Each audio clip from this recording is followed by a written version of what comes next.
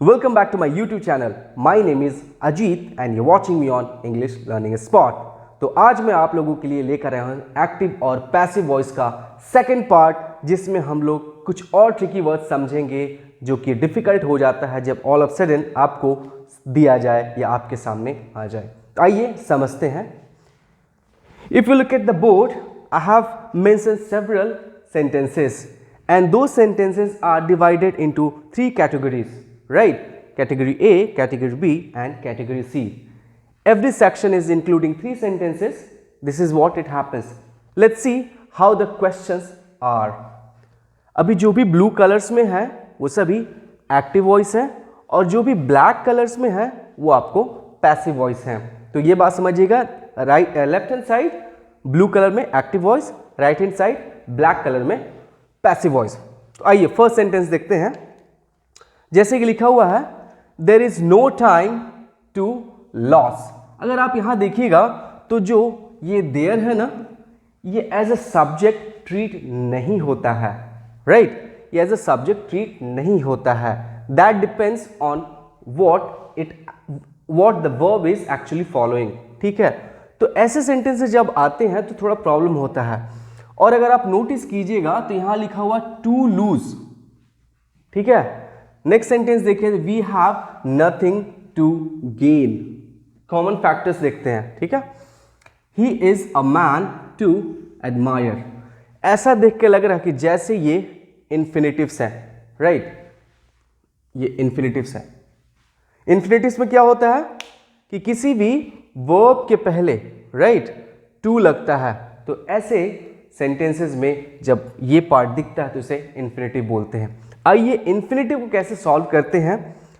पहला, there is no time to be lost.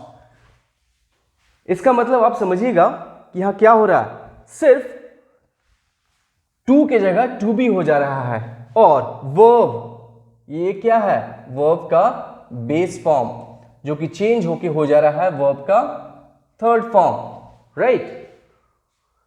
तो अगर आप इस पार्ट को देखिएगा तो उससे क्या पता चल रहा है, पता ये चल रहा है कि ऐसे जो सेंटेंसेस होते हैं जिसमें टू लूज,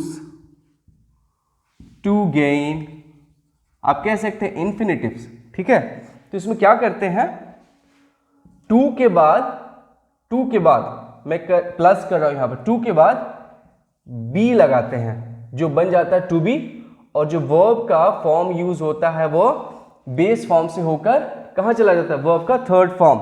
यानी कि हम लोग कह सकते हैं कि जो भी सेंटेंसेस बनेंगे वो इस टाइप के बनेंगे फॉर्मेट के पैसिव वॉइस में, ठीक है? सेकंड इजी है, मैं आप लोगों के लिए छोड़ रहा हूं। थर्ड मैं सॉल्व करता हूं। जैसे यहां पर देखिए सेंटेंस में क्या लिखा हुआ, he is a man to admire.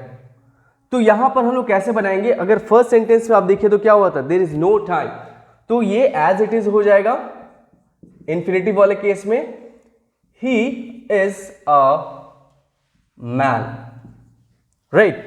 He is a man, ये तो एज इट इज लिखा गया, राइट? अब क्या करेंगे, टू लगा देंगे, राइट?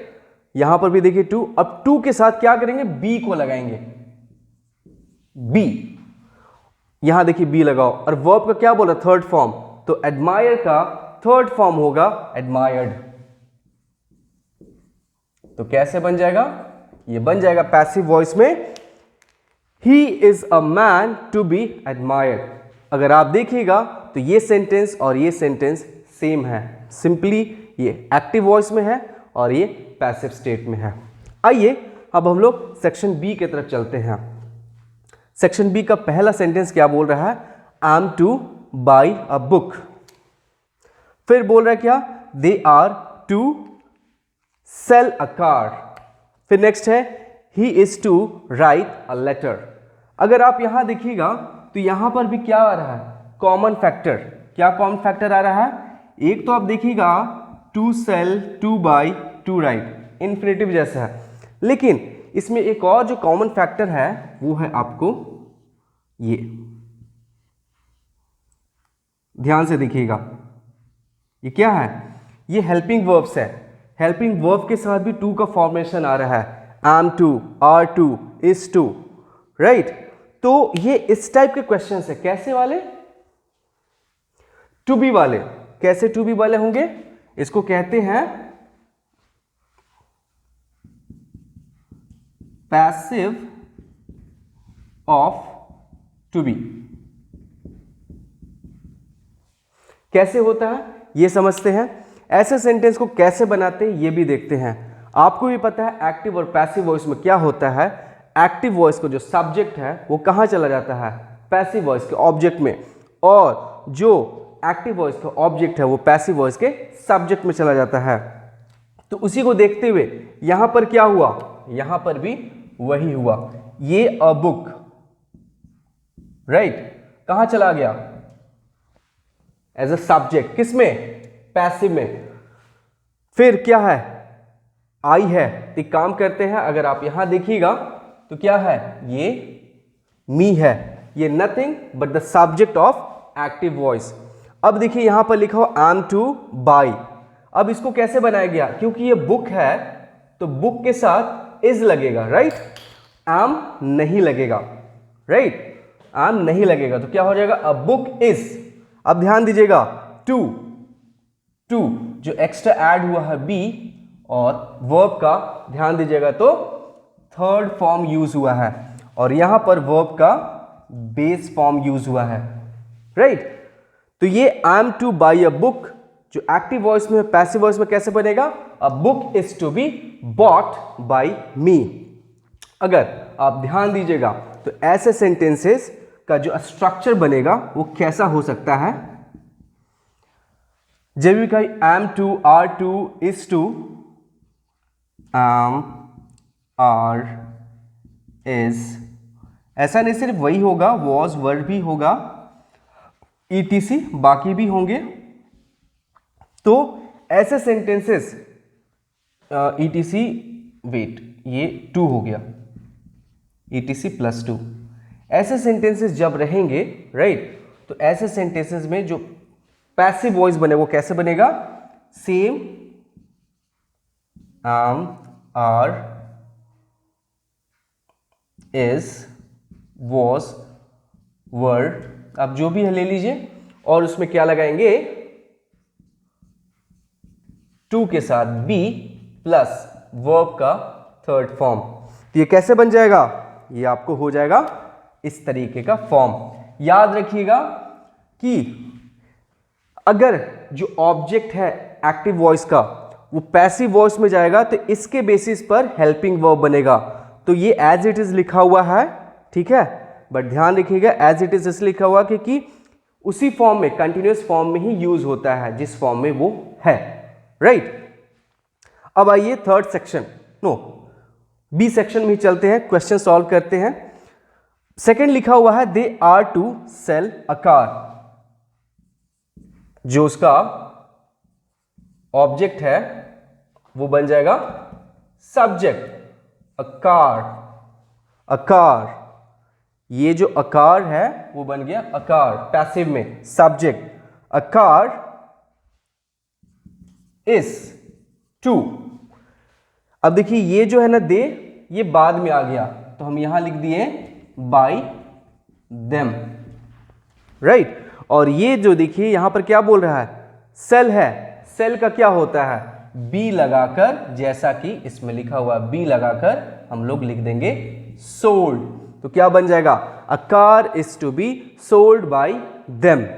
ये थर्ड क्वेश्चन जो है मैं आप लोगों के लिए छोड़ता हूं, आप लोग बनाइएगा और कमेंट सेक्शन में जरूर बताइएगा कि कैसा लगा। इजी था। सी सेक्शन में आप देखिएगा तो क्या बोल रहा है यहां पर? Rekha has to buy a frock. अब यहां पर कुछ कॉमन फैक्टर्स देखेंगे तीनों सेक्शन में। The boy has to write a letter, Hari had to do the work. आप यहां देखिएगा तो ये जो फॉर्म है ना वो है हैव टू वाले, ठीक है, हैव टू वाले हैं।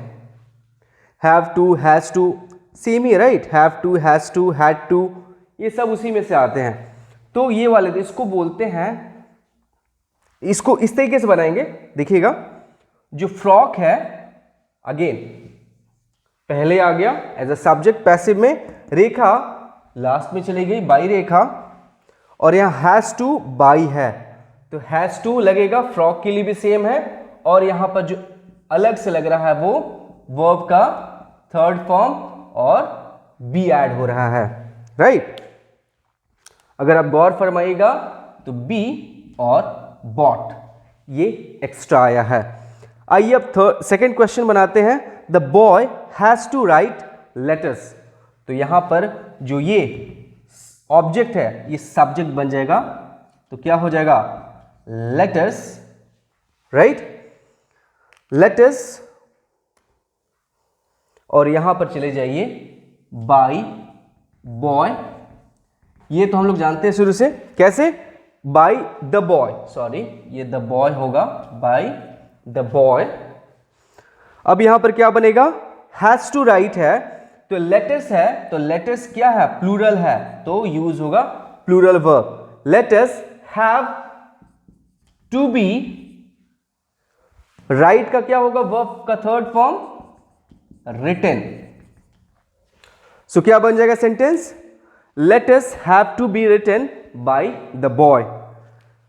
लास्ट क्वेश्चन मैं आपके लिए छोड़ता हूं, ठीक है, इसको बनाइएगा। Hari had to do this work, ये कैसे बनेगा ये कमेंट सेक्शन में लिखकर बताइएगा। अगर ऐसे वीडियोस आपको बहुत हेल्प किए हैं तो अपने रिलेटिव्स और फ्रेंड्स के बीच जरूर शेयर कीजिए, और ऐसे वीडियोस को देखने के लिए मेरे इंग्लिश लर्निंग स्पॉट चैनल को सब्सक्राइब कीजिए। Thank you for watching the video, bye bye.